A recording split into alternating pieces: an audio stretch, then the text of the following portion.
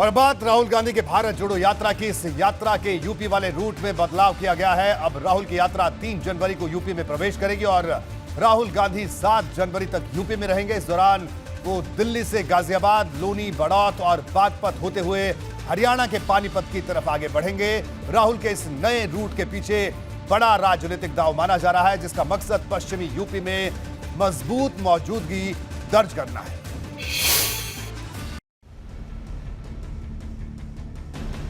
दो 2023 की शुरुआत होगी और यूपी में कांग्रेस नए जोश के साथ हुंकार भरेगी। राहुल गांधी की भारत जोड़ो यात्रा 3 जनवरी को यूपी में प्रवेश करेगी और 7 जनवरी तक राहुल यूपी में ही घूमेंगे, यानी 5 दिनों तक राहुल गांधी पश्चिमी यूपी में रहेंगे। पहले सिर्फ बुलंदशहर से ही भारत जोड़ो यात्रा गुजरने वाली थी, लेकिन अब ये यात्रा गाजियाबाद और बागपत से भी जुड़ेगी, यानी पश्चिमी यूपी पर कांग्रेस पूरा जोर लगाने वाली है। राहुल के इस बदले हुए रूट को 2024 के चुनाव से भी जोड़ा जा रहा है। ये राहुल गांधी जी की यात्रा, मेरी शुभकामनाएं हैं। 100 दिन पूरे हो चुके हैं और इस वक्त राजस्थान में यात्रा चल रही है। हम लोग ऐसी उम्मीद कर रहे हैं कि जनवरी के प्रथम सप्ताह में ये यात्रा जो है यूपी गेट से प्रवेश करेगी और विभिन्न जनपदों को होते हुए जो है ये किसी अन्य राज्य में जाएगी। और हम सब लोगों की पूरी तैयारी है कि हम लोग उस यात्रा के भी प्रतिभागी बनने का प्रयास करें।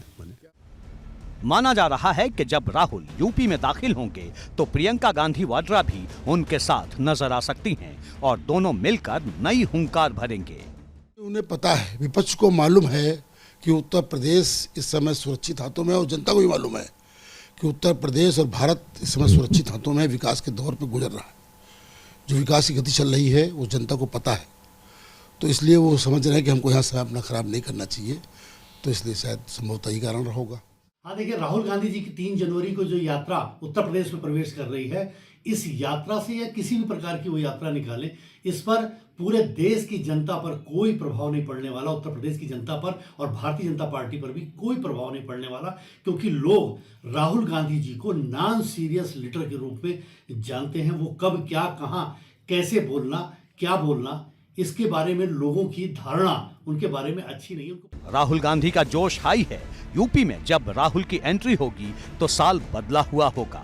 2022 के बाद 2023 की शुरुआत होगी, लेकिन क्या बदला हुआ साल यूपी में कांग्रेस का हाल भी बदल पाएगा? एबीपी गंगा के लिए ब्यूरो रिपोर्ट। और अब बात करते हैं यूपी कांग्रेस के प्रांतीय अध्यक्ष अजय राय के चुभने वाले बयान की। अजय राय का स्मृति ईरानी पर दिया गया लटके झटके वाला बयान उन पर भारी पड़ना शुरू हो गया है। सोनभद्र में भाजपा की महिला मोर्चा की तरफ से अजय राय पर मुकदमा दर्ज करवाया गया है। साथ ही महिला आयोग की तरफ से भी कांग्रेस के प्रांतीय अध्यक्ष को नोटिस भेजा गया। अजय राय की अभद्र टिप्पणी पर स्मृति ईरानी ने सीधे कांग्रेस और गांधी परिवार की सोच पर सवाल उठाए।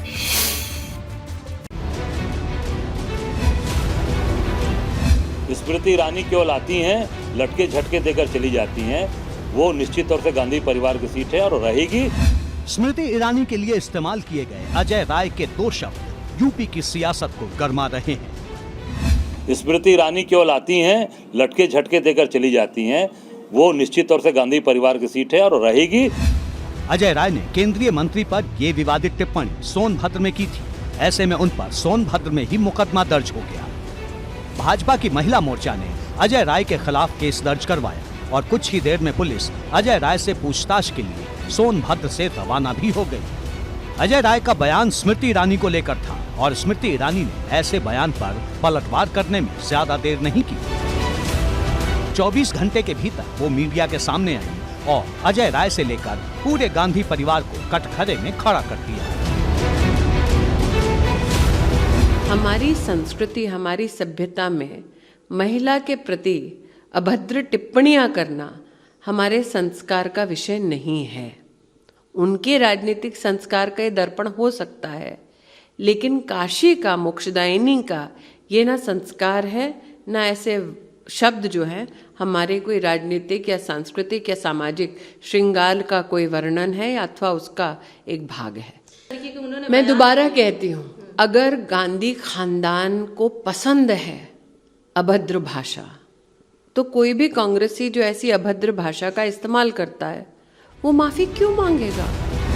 एक तरफ अजय राय के खिलाफ मुकदमा दर्ज हुआ तो दूसरी तरफ राष्ट्रीय महिला आयोग ने उनकी टिप्पणी पर संज्ञान लिया और 28 दिसंबर दोपहर 12 बजे तक पेश होने के लिए नोटिस भेजा है। गलत बात है, शायद उनकी इतनी हैसियत नहीं है कि स्मृति ईरानी पर टिप्पणी कर सके, और ज़्यादा अपना गुमान है तो आगे चुनाव वही लड़ लें, उनके नेता छोड़ पता लग जाएगा। देखिए, मातृशक्ति का सम्मान करना चाहिए। अजय राय जी को ये बोलने से पहले सोचना चाहिए कि जिस शख्सियत के बारे में वो बोल रहे हैं एक मातृशक्ति है, और जो एक सशक्त हस्ताक्षर मैं कह सकता हूँ कि महिला सशक्तिकरण के रूप में है। ऐसा बयान वास्तव में बहुत निंदनीय है। दो शब्दों को लेकर अजय राय भाजपा नेताओं के निशाने पर हैं। हालांकि अजय राय अपनी बात को अभी भी सही ठहरा रहे हैं और जिन दो शब्दों पर विवाद है उसकी नई परिभाषा गढ़ रहे हैं।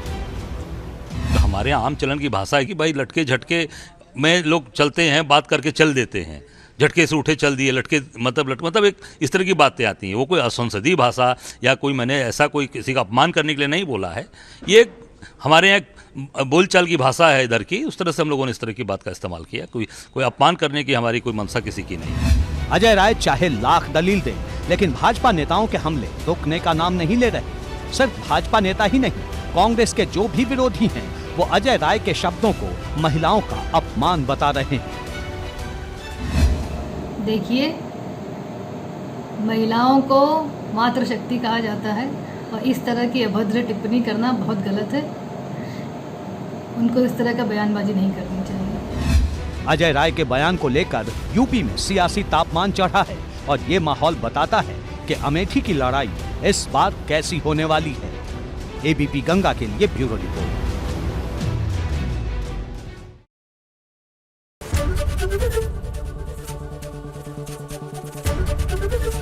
एबीपी गंगा, खबर आपकी, जुबान आपकी।